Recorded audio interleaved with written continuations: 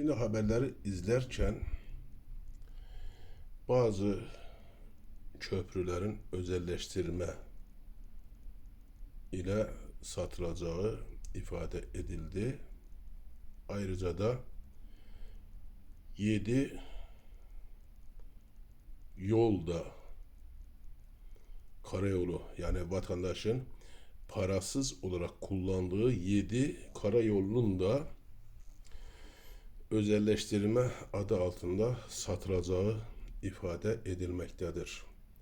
Şimdi mevcut iktidar partisi neden bu ülkenin varlıklarını, bu ülkenin insanların bedava kullandığı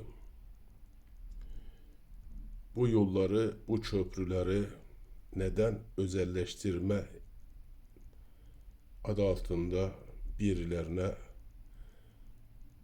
devretmeyi düşünüyor?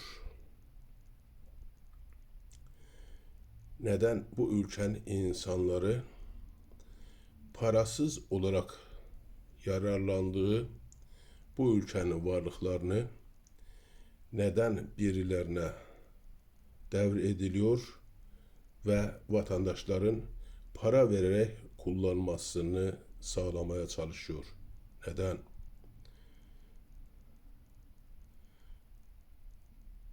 Birilerine para kazandırma ihtiyacı neden milletten alınarak karşılanmaya çalışılıyor?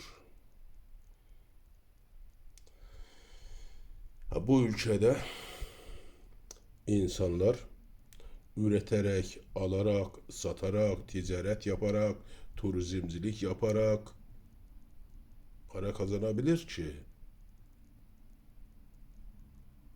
Bu ülkenin insanlarına hizmet ederek para kazanabilir ki.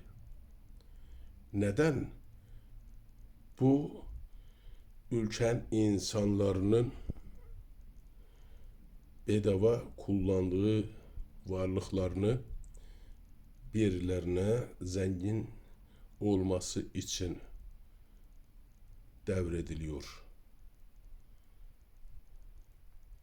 Geçen de söyledim. Ya biz bu ülkede 4 mevsimi yaşıyoruz. 3 tarafımız denizlerle çevrili. Avrupa ile Asya'ya köprüyüz. Genç, çalışkan, zeki insanlarımız var.